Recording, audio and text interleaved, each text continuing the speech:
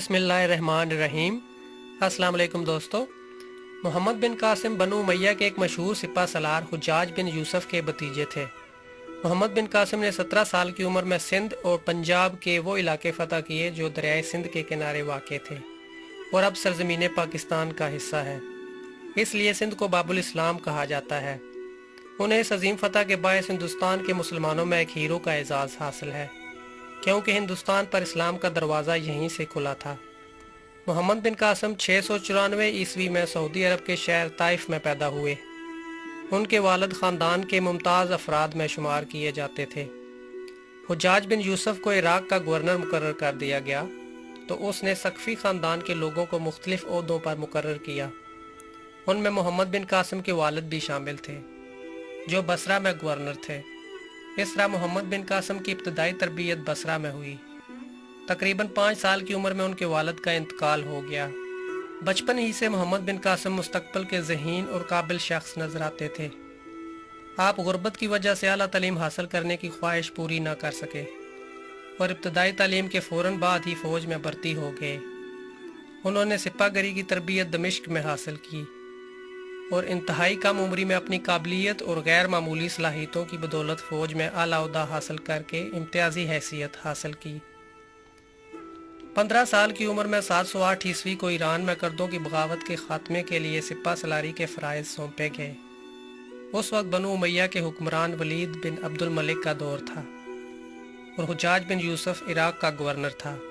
इस मुहिम में मोहम्मद बिन कासिम ने कामयाबी हासिल की और एक मामूली छावनी शिराज को एक ख़ास शहर बना दिया। इस दौरान मोहम्मद बिन कासिम को फ़ारस के दारुल हुकूमत शिराज का गवर्नर बना दिया गया। उस वक्त उनकी उम्र 17 बरस थी। आपने अपनी तमाम खूबियों के साथ हुकूमत करके अपनी काबिलियत और जहानत का सिक्का मनवाया। मोहम्मद बिन कासिम की फतवात का सिलसिला 711 ईस्वी में शुरू हुआ, जिसमें उन्होंने सिंध के अहम इलाके फ़तह किए। उस वक्त सिंध में राजा दाहिर हुक्मरान था। यह मुल्क सिंध बहरी कज़ाकों, लटेरों और सुल्तनत इस्लामिया के बागियों के लिए एक महफूज पनागाह था। एक दफ़ा श्रीलंका के हाकम ने कुछ तोहफे ताइफ खलीफा की खिदमत में अरसाल किए और इस जहाज़ में कुछ मुसलमान औरतें बैतुल्लाह शरीफ की ज़ियारत की गर्ज से भी सफ़र कर रही थीं। लेकिन देबल के मुकाम पर यह जहाज़ बहरी लुटेरों का निशाना बना और जहाज़ के तमाम मुसाफिरों को कैदी बना लिया गया, सिवाय एक फ़र्द के जो फ़रार होकर हुज्जाज बिन यूसुफ की खिदमत में हाजिर हुआ। उन दिनों में मुसलमान उंदलस यानी स्पेन और तुर्किस्तान की फतूहात में मसरूफ़ थे। इसलिए हुज्जाज बिन यूसुफ ने इस मामले को ख़तो किताबत के ज़रिए निपटाने की कोशिश की, लेकिन राजा दाहिर के मनफी जवाब से इस हमले की नौबत पेश आई। इस हमले की सरपरस्ती के लिए हुज्जाज बिन यूसुफ ने अपने भतीजे मोहम्मद बिन कासिम को चुना। मुसलमान उस वक्त सुपर पावर की हैसियत रखते थे। रूम और फ़ारस की अजीमुशान सल्तनतों के गुरूर खाक में मिला चुके थे। इनकी जंगी तकनीक और हथियारों का राजा दाहिर की फ़ौज के पास कोई जवाब न था। उन्होंने राजा दाहिर की 60,000 फ़ौज को सिर्फ 6,000 फ़ौज से शिकस्त दी। इस तरह देबल, जो मौजूदा कराची के आसपास कोई जगह है, से लेकर मुल्तान तक के इलाके यके बाद दीगरे फ़तह करते चले गए। लेकिन इन फतूहात से बढ़कर जो कारनामा मोहम्मद बिन कासिम ने अंजाम दिया वो इन इलाकों की एडमिनिस्ट्रेशन थी। आपने फ़तह के अगले रोज़ ये ऐलान करवा दिया कि जो आदमी अपने मज़हब पर कायम रहना चाहता है उसे अपने मजहबी तौर तरीके अपनाने की मुकम्मल आज़ादी है।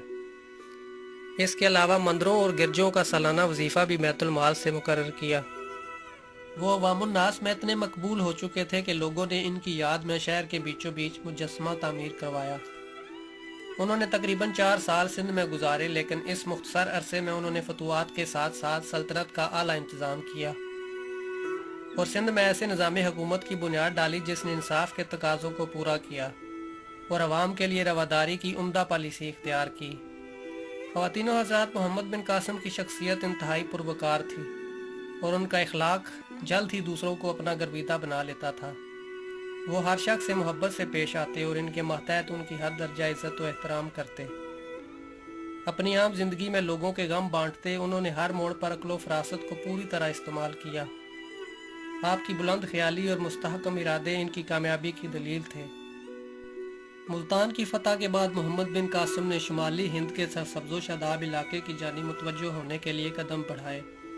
पहले कनूज के राजा को दावत इस्लाम दी लेकिन उसने कबूल न की तो मोहम्मद बिन कासिम ने कनूज पर हमले की तैयारी शुरू कर दी। इस दौरान सन 95 हिजरी में हुजाज बिन यूसुफ का इंतकाल हो गया, जिस पर मोहम्मद बिन कासिम ने कनूज पर फौज कशी का इरादा तर्क कर दिया।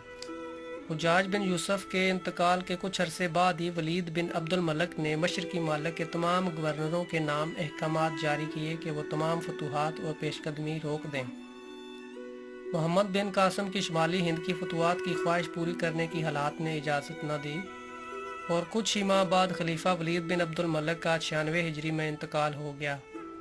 उमवी खलीफा वलीद बिन अब्दुल मलिक के इंतकाल के साथ ही फातेह सिंध मोहम्मद बिन कासिम का ज़वाल शुरू हो गया। मोहम्मद बिन कासिम की मौत के हवाले से दो बयानात मिलते हैं। पहली रिवायत के मुताबिक क्योंकि वलीद के बाद उसका भाई सुलेमान बिन अब्दुल मलिक जानशीन मुकर्रर हुआ, जो हुज्जाज बिन यूसुफ का सख्त तरीन दुश्मन था। हुज्जाज का इंतकाल अगरचे उसकी खिलाफत के आगाज़ से कबल ही हो गया, लेकिन इस अदावत का बदला उसने हुज्जाज बिन यूसुफ के तमाम ख़ानदान से लिया और मोहम्मद बिन कासिम की तमाम खिदमात और कारनामों को नज़रअंदाज करते हुए उन्हें हुज्जाज बिन यूसुफ के ख़ानदान का फ़र्द होने के जुर्म में उताब का निशाना बनाया। सलमान ने यजीद बिन अबी कबशा को सिंध का वाली बनाकर भेजा और हुक्म दिया कि मोहम्मद बिन कासिम को गिरफ्तार करके भेजो।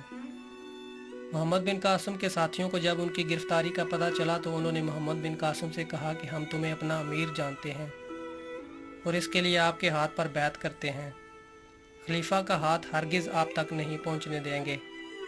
लेकिन मोहम्मद बिन कासिम ने खलीफा के हुक्म के सामने अपने आप को झुका दिया।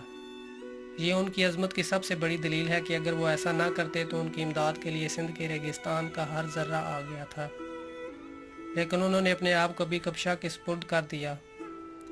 मोहम्मद बिन कासिम को गिरफ्तार करने के बाद दमिश्क भेज दिया गया।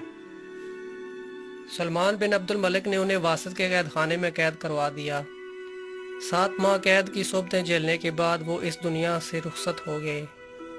इस तरह इस मुहसन सल्तनत की खलीफा ने कदर न की और एक अजीम फातेह महज खलीफा की ज़ाती दुश्मनी की बिना पर अपनी ज़िंदगी से हाथ धो बैठे।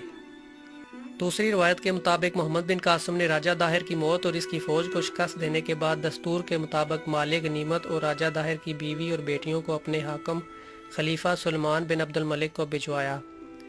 जब राजा दाहिर की बेटियां खलीफा वक्त के पास गईं तो उन्होंने मोहम्मद बिन कासिम से अपने बाप की मौत का बदला लेने के लिए ये झूठ बोला कि वो खलीफा के लायक नहीं, क्योंकि मोहम्मद बिन कासिम ने उन्हें पहले से ही इस्तेमाल कर लिया है। लिहाजा इस बात पर खलीफा बहुत नाराज़ हुआ और हुक्म दिया कि मोहम्मद बिन कासिम को बैल की खाल में बंद करके वापस लाया जाए। खलीफा के हुक्म पर अमल हुआ, लिहाजा बैल की खाल में दम घुटने से मोहम्मद बिन कासिम की रास्ते में ही मौत वाक़ई हो गई। बाद में खलीफा को राजा दाहिर की बेटियों का झूठ मालूम हुआ और उसने लड़कियों को जिंदा दीवार में चुनवा दिया। नाज़रीन ग्रामी, इन दोनों बयानात के मुताबिक हाकिम वक्त ही इस अजीम जनरल की मौत का सबब बना, जिसने अजीम इस्लामी सपूत के खून से अपने हाथ रंग कर हमारी तारीख पर एक स्याह धब्बा लगा दिया। उनकी मौत से दुनिया इस्लाम को बहुत ज़्यादा नुकसान पहुंचा। नाज़रीन ग्रामी, ये थी आज की वीडियो। अगर वीडियो अच्छी लगे तो इसको ज़्यादा से ज़्यादा लाइक करें, चैनल को सब्सक्राइब करें और कमेंट सेक्शन में अपनी राय का इजहार ज़रूर करें। अल्लाह ताला आप सबका हामी और नासिर हो। Let it go, make my body go, make our bodies high.